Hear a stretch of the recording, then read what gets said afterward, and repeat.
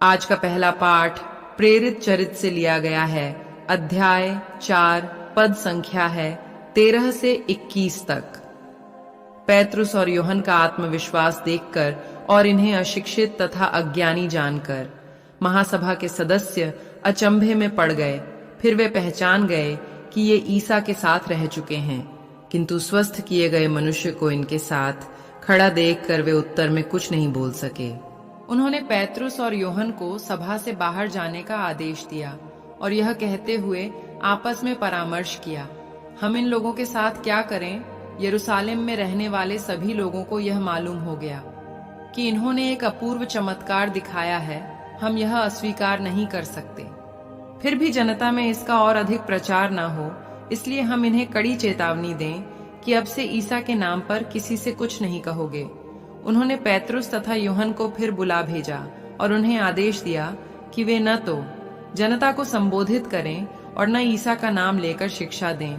इस पर पैतरुस और यूहन्ना ने उन्हें यह उत्तर दिया, आप लोग स्वयं निर्णय करें, क्या ईश्वर की दृष्टि में यह उचित होगा कि हम ईश्वर की नहीं बल्कि आप लोगों की बात माने?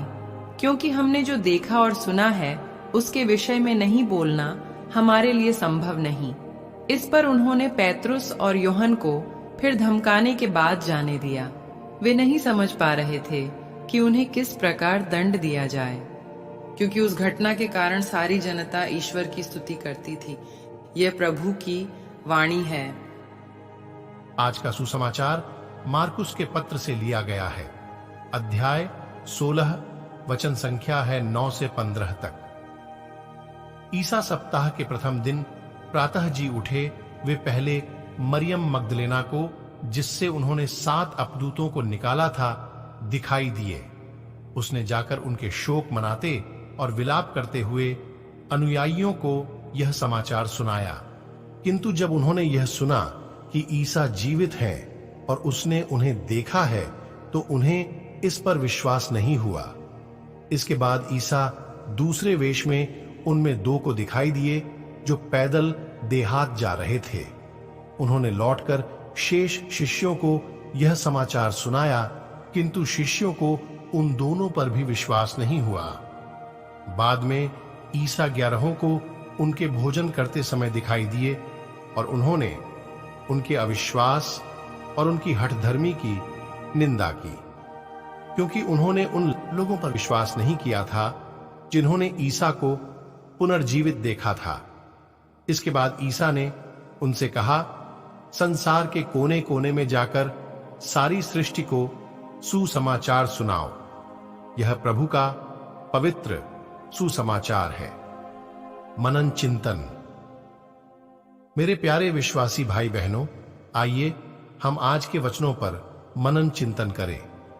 पैतरुस और यूहन्ना साधारण मछुआरे थे। लोग उनको देखकर अचंभे में पड़ जाते हैं। लोग उन्हें प्रभु यीशु के नाम का प्रचार करने से रोकते हैं, लेकिन पैतरुस अपना कार्य जारी रखता है। पैतरुस कहता है, हमने जो देखा और सुना है उसके विषय में नहीं बोलना हमारे लिए संभव नहीं। कई बाधाओं के बावजूद भी वे प्रभु का प्रचार करने से नहीं डरते हैं। पूर्ण जीवित प्रभु यीशु कई बार अलग अलग जगह पर शिष्यों को दिखाई दिए, लेकिन शिष्यों ने विश्वास नहीं किया। प्रभु यीशु ने उन्हें विश्वास में मजबूत कर संसार के कोने कोने में जाकर सारी सृष्टि को सुसमाचार सुनाने का आदेश दिया।